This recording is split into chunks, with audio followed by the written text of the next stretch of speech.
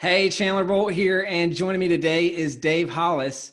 Dave Hollis is the former president in the film division at Disney, and now the COO of the Hollis Company. So this is a company that he runs with his wife, Rachel Hollis, and between the two of them, they've sold a whole lot of books, millions and millions and millions of books, and that's exactly what we're going to talk about today. So he's also the author of his new book, which will be the focal point of this conversation. It's called Get Out of Your Own Way: A Skeptic's Guide to Growth and Fulfillment. So Dave, great to have you here. Thank you for having me here. I'm very, very happy to be here. I do want to clarify that collectively, my wife and I have sold millions of books. She has sold millions of books. I have sold thousands of books, and I am very happy to be here. Well, we're glad you're here. And I know your book's just getting started, because at the time of this interview, it hasn't even been out for a month and it's already doing really well. So let's start with I think I read somewhere you guys grew from 4 to 40 employees in less than a year. And I want to say that was last year.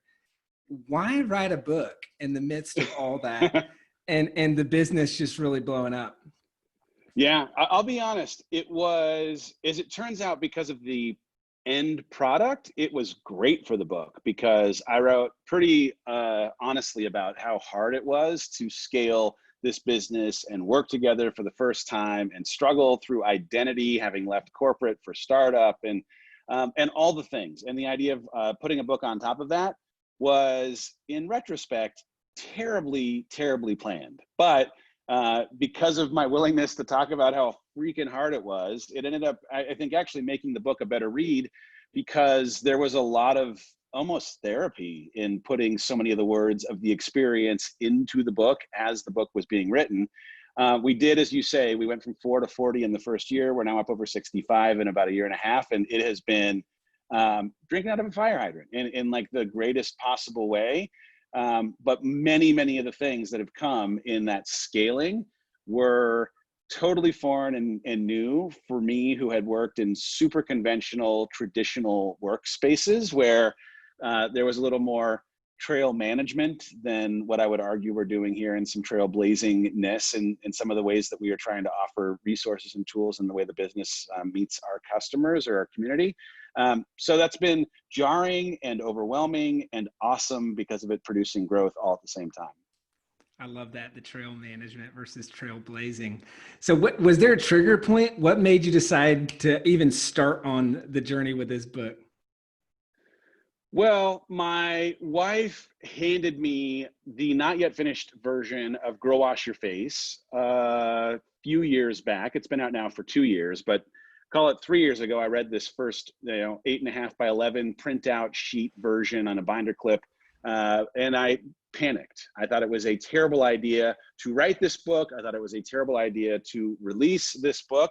I convinced her, or I tried to convince her, to not actually publish the book because of how honest and transparent it was. And luckily, she just did not listen to me whatsoever. She had a handle on what she was doing and what the audience ultimately needed. And almost 4 million copies later, I'm happy that she did not listen to me. But it was because of my ability to see firsthand the way that her willingness to tell stories about her struggle afforded people the opportunity to see themselves in her story.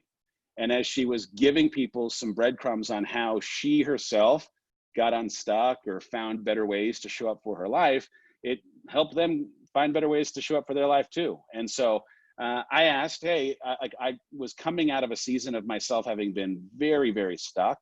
After having had a good run in my career and having had healthy kids, I was really, really stuck between 30 and 40 in a midlife existential, what the heck am I on this planet for kind of way.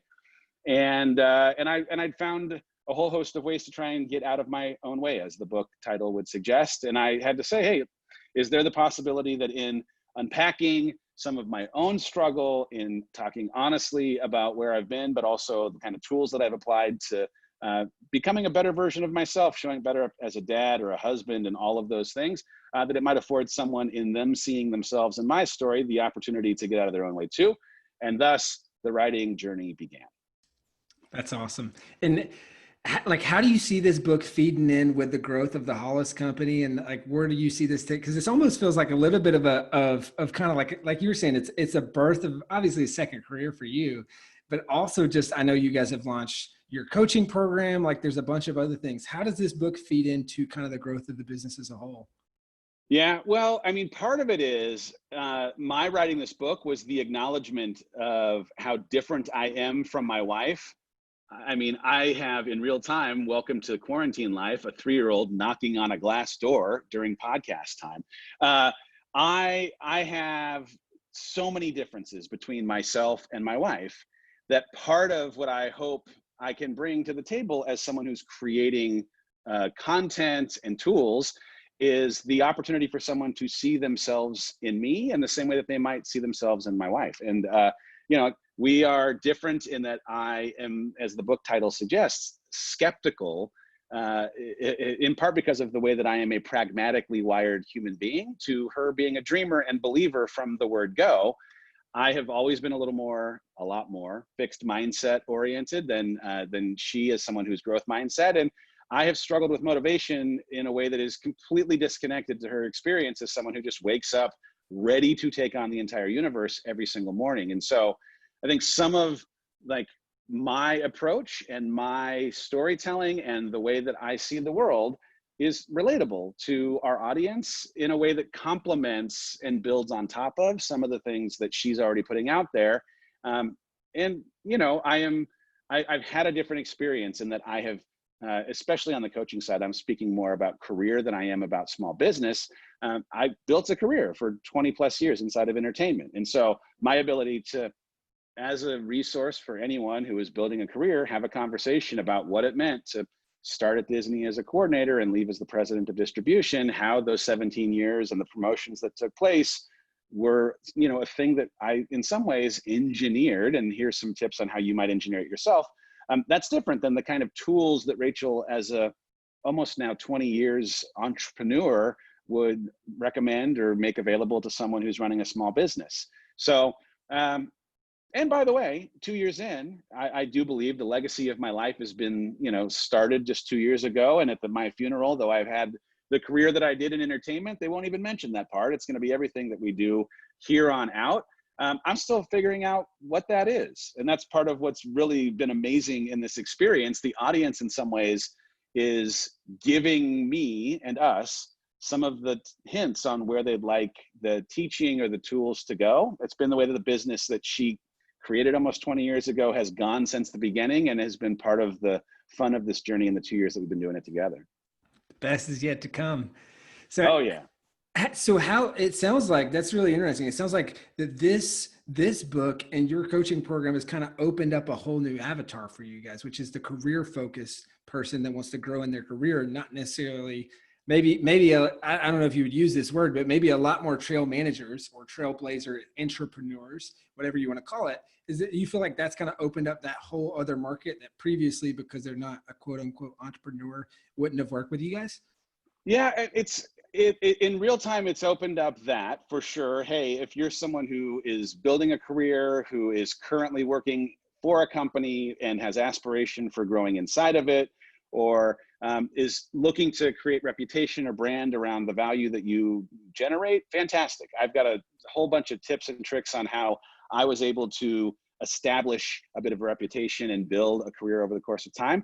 But also, I'm doing a life coaching course as well. And my life coaching is told and taught through the lens of my skepticism and my mindset and my motivation challenge, in a way that if you in any way relate as someone who also has sometimes been skeptical of tools inside of personal development, or someone who's been more fixed mindset oriented or avoided failure, or you know, been worried about what criticism says about you instead of seeing it as the super rich data, fantastic. I share a bit of that and would be happy to kind of walk you through a journey of thinking differently through the lens of someone who has historically thought differently than my wife has. So it's a little bit of a mix, right? Like, I think she will continue to be the kind of the vision and the creator when it comes to the business. I will, as a primary responsibility as COO, continue to be an integrator operator, the how. She's the what, and I'm the how.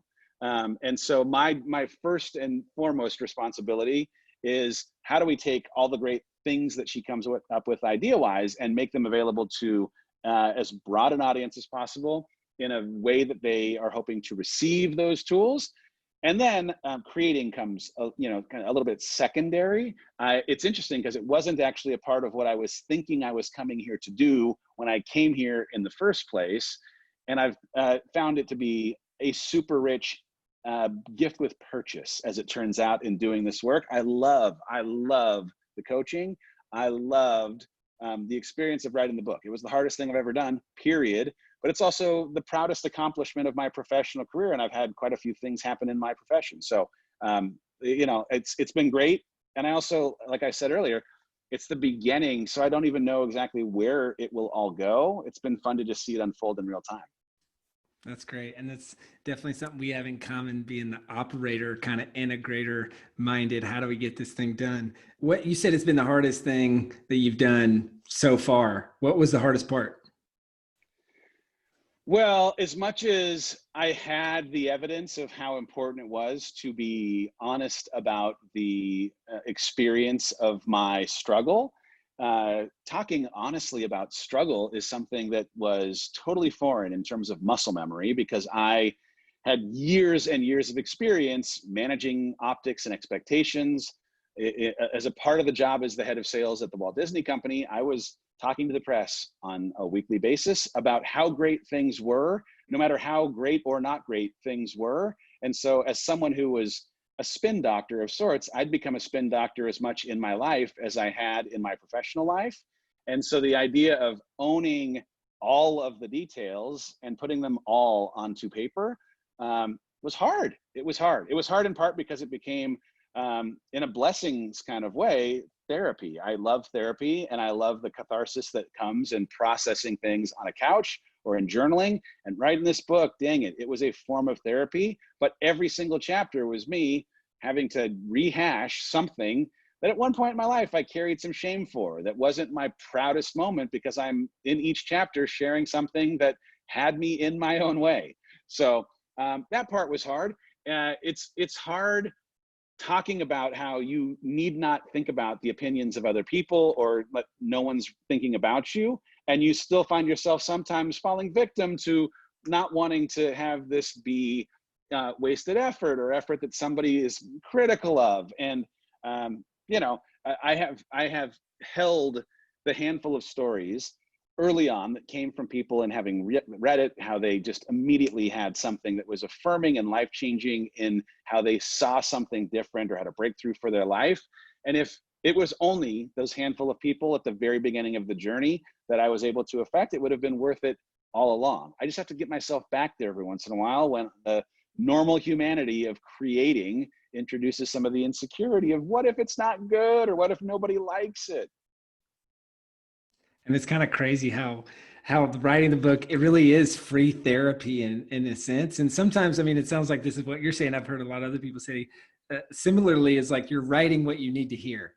And even sometimes in the process of writing this, it's what you need to be reminded of, which is just kind of this great, I think, double gift of the writing process. Yeah, it's interesting because I've been writing whatever my next book will be in real time. And I started writing it just before this quarantine period was introduced to us. And then in the clarity, the gift of forcing yourself to focus on what actually matters and asking better questions about what of returning to normal you actually want to return to, I've now just decided to release myself from thinking I know what I'm writing about, and just write a little more open-endedly during this window, and see how this experience of this forced focus and the way that we're creating new traditions with our kids and questioning what we really need, ends up showing up in the pages of the stories that I'm telling. I started off on a journey to write about, now that you're out of your own way, that's, the first hard decision.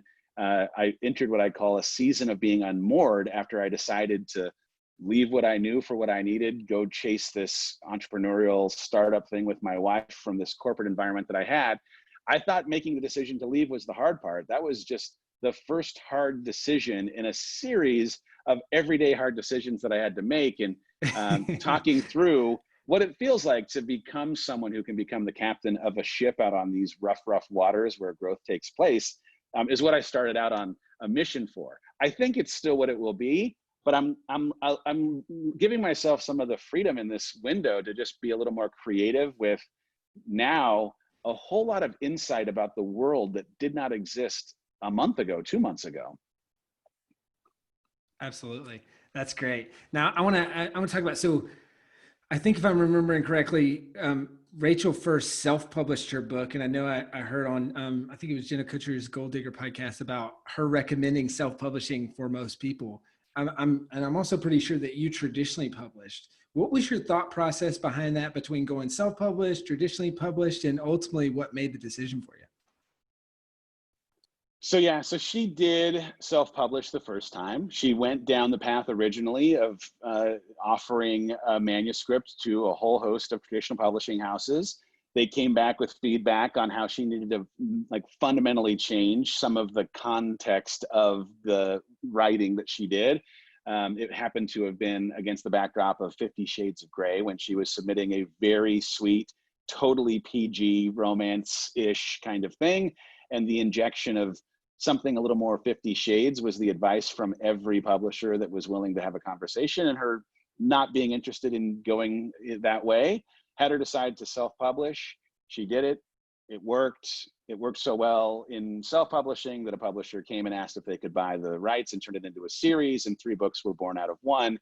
And it began her traditional publishing journey, but it started with her betting on herself and not letting someone else who was a professional and an expert in the field of publishing tell her whether or not her idea was good. So if you're listening to this and you have a great idea but don't have a publisher validating or affirming that it is one, you don't need to let that person's opinion limit your ability of putting this book out in the world. Go self-publish the darn thing. When it came to my book, I had the benefit of my wife as my best friend and roommate.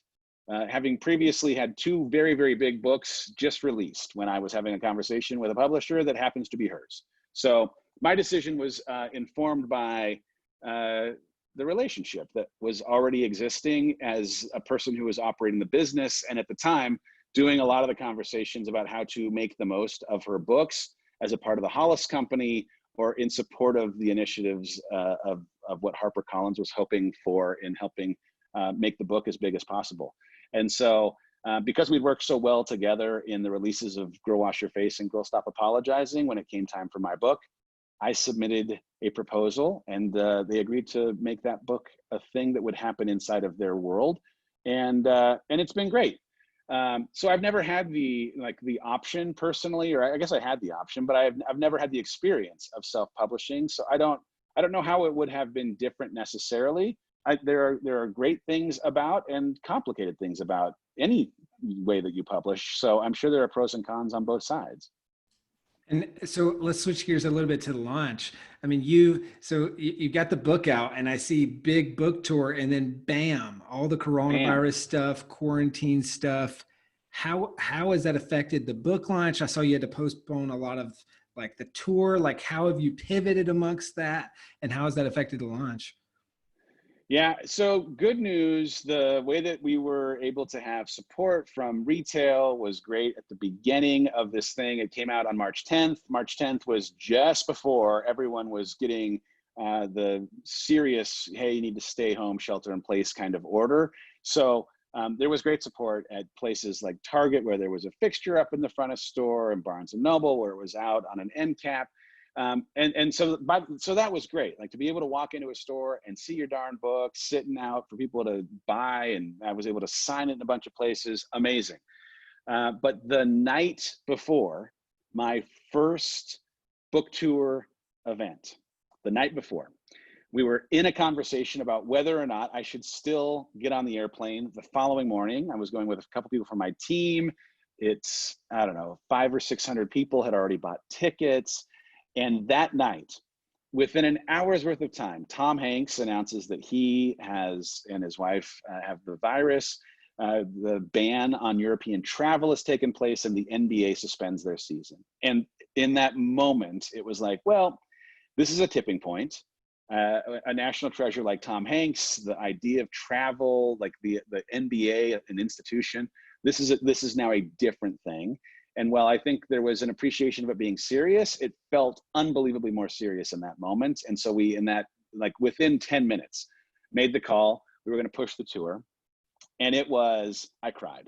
I cried big old human tears, because when I was sitting in January thinking about everything and what would be the best year of my entire life, this tour for me was a big part of why this was going to be the best year ever. This launch was such a big, important thing for me, and I was so excited by it and for it.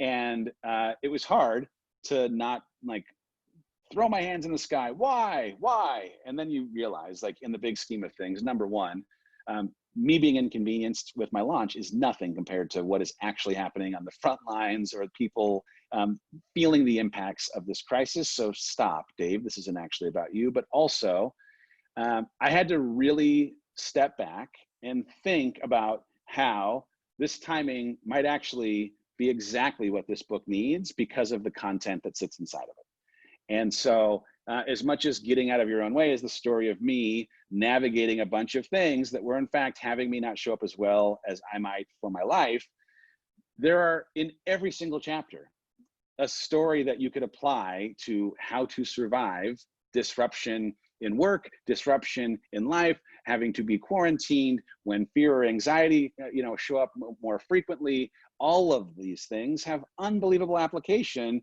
in a way that maybe makes this book more relevant because of what's happening in the world, even though it comes at the expense of some of the things that were planned. So I'm excited that it is out. It hit the New York Times list the first week. What an amazing thing. Bless that.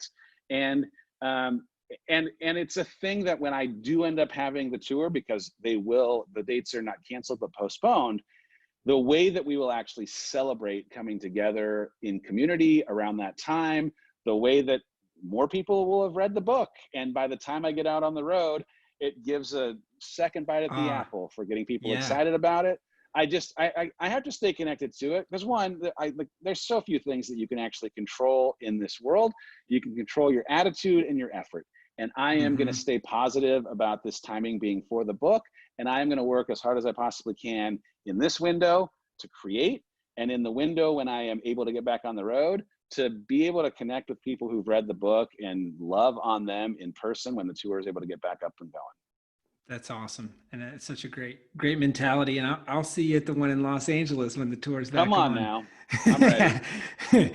So tell me, like, how is this pivoted? You're like the actual nuts and bolts of promotion. And what have you seen move the most books over the last 30 days or so? Well, in a weird way, at the very, very beginning, I was reluctant to talk as much about the book, I'll be honest, because I was having a hard time doing anything other than trying to meet our community or anyone that we create tools for with anything other than, hey, here's some free resources, or how can we be helpful? Is there something we could do that might keep you connected to gratitude or help alleviate some of your anxiety? And then as people were telling me, oh my goodness, man, this book has been such a gift in alleviating my anxiety or changing the way that I can connect to gratitude, I was like, oh, okay, there's a resource in this. I need not shy away from it. So part of it was just like kind of sticking to the plans that could be stuck to. And so we have a couple of big podcasts that we personally produce. And so on the Rise podcast that Rachel has come out on Tuesdays, we had the introductory chapter came out on launch day. Chapter 4, which is about the lie, a drink will make this better, came out on the relationship podcast that we have on Thursdays called Rise Together. And so the idea of like maintaining the plan of sampling some of the books, so that if you're on the fence, or in my vernacular, skeptical of this being a tool that might be a resource for you, fine. Here's some free snips, as it were, of this. 30 minutes of an introductory chapter, 25 minutes of a chapter on coping mechanisms. The timing certainly still is applicable. And we still have a couple more episodes that'll come out. I've been on any and every podcast that will that will have me, including yours. So I'm going to keep on talking about this book. And the reality is, as much as, man, I want to talk about the book, I have tried more than anything to stay focused on how talking about some of the themes of the book can be useful and helpful in this Yes. time. And if it ends up being something that resonates, that maybe it leads someone down the path of wanting to buy the book without it feeling like such a hard sell. Like this book to me will forever be a thing that has value. And as I'm able to meet the audience, meet the community that we sit inside of with service, then when it comes time to go back into stores, when it comes time to maybe have a little more disposable income or have the focus and clarity to actually read books instead of make sure that your human beings that are small are being homeschooled, then it'll be time for you to pick up the book and read it. It is, like I say, it's the proudest thing I've ever created. And it will be a thing that I will talk about until I'm gone. I'll be talking about this book 20 years from now. So as much as I am going to, continue to serve it up as a thing that I believe to be a tool in real time that is super, super, maybe even more relevant now than it was when it first came out. I'm also going to stay focused. We have a community challenge that's happening right now called Next 90 Days, where we are, as a group of a few 100,000 people, trying to just get through this next 3 months together in as positive way as possible. And as much as there are some components from the book that'll weave in and out of the 14 weeks of programming that we've put together, serving the audience during this time feels like it ends up taking a primary role relative to selling books, because this book will sell. I just have to remain confident that even though there are traditional curves in the way that books sell, I was the beneficiary of, whether this is good or bad, of watching how Girl Wash Your Face sold when it came out. It didn't hit the list when it came out. It didn't sell a ton of copies at the beginning. It went on to be a massive seller, and its selling was a reflection of the advocacy that came from people who read the book.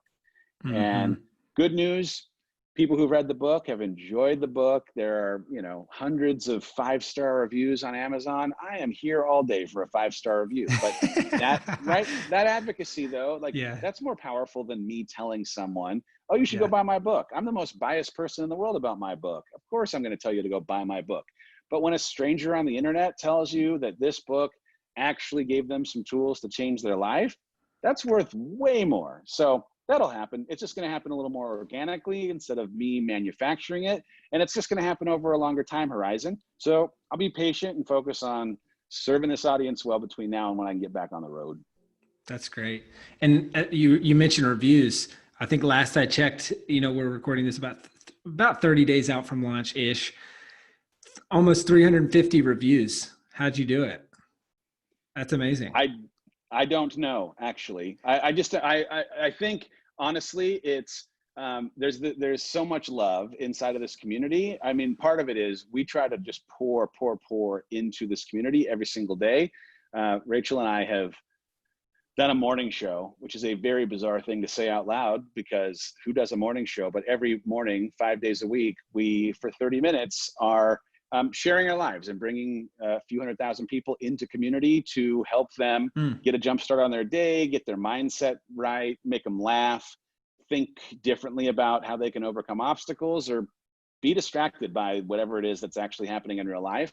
And so the way that I think we've poured into this audience in some ways is a reflection of how they pour back into supporting things like my book and showing up on Amazon and giving it reviews. I am here for it. I don't know how you get people to review your book, but maybe if you're listening and you read this book, will you go review it, please? Thank you. Awesome. Hey, couple final questions. We're in the home stretch. So what has been, oh man, there's so many places so many routes we could take. What have you seen over the years? Like, obviously you're very early with your book and you've seen a lot from Rachel's books. Like, how have you seen the books drive the business, and where do people usually get, like, what's the next logical path, and what does that look like from a business perspective of like taking someone from, okay, I'm a reader, to now I'm a subscriber, or I'm tuning into the morning show, or I'm, purchasing, like signing up for coaching programs, whatever that looks like? Yeah, I mean, the book has been amazing as when people represent how they came into community with us, or that, like, if we throw live events. So if you have been someone who's come to our live event and we're able to ask, how'd you find out about Rachel and Dave? Or how'd you find out about Rachel? So often the book as an entry point, as an on-ramp for our community is the way. In part because you don't have to like follow us on social or have any awareness of us to have somebody inside of your social circle say, hey, you should read this book. This is a good book. I like this book. And so that has been great for us. But it also, hearing what about the books they've liked or what value they've received from the books in particular has been so instructive in how we think about creating programming at the live events, creating programming inside of our coaching, creating separate product lines, right? Like, so we created daily repeating gratitude and goal setting journal and a daily planner that live at Target, live on our site. But those things came out of some of the feedback of how important gratitude was in some of the things that were inside of the book. And Girl Stop Apologizing, some of what exists in how to chase down a goal is what gave birth to a priority planner that is, you know, a nice part of the business. And that was just because, hey, we were listening as the audience is telling us, hey, this is really helping me solve some of the problems in my business. Thank you so much. Oh, okay, great. What else could we maybe offer that would help them solve it on a more regular basis? And, you know, a product that came in the paper goods business was that logical next step. So the cool thing as you are creating inside of this book writing space, the audience will tell you, sometimes they're going to tell you that they don't like something. That is as valuable information as anything. It doesn't feel great, right? Loop, hurts your hurts your feelings. But if you can be objective in receiving the gift of their criticism so that you have a better handle on how to deliver value to them the next time around, rad. You will actually write a better book. You will write a book that is, you know, more broadly, you know, something that is interesting to people. If you just want to turn that off, not look at, you know, the bad reviews or the feedback that people give, okay, but it might limit a little bit of how you can process some of that for good if you're able to or willing to. Absolutely. Cool. And I've seen that play out with I mean, you mentioned your events. I think you might know this, but my brother plays in Need to Breathe, Seth, but him and his wife, Tori, went to your live event. And that was how they originally heard of you guys to begin with, was through the book. And then seeing the curriculum, because I wasn't there, but I saw we were on like this goal setting session turning into the new year, and they were going through the curriculum from, I think it was the Rise event in Charleston. Rise Business. It was in the fall of 2019. But just seeing that curriculum and seeing how that tied into the book and seeing all that, it was just super, super interesting. Yeah. Hey, final couple questions here. So knowing what you know now, Dave, you've been through this process, you're fresh off of the launch, and it sounds like already working on the next book.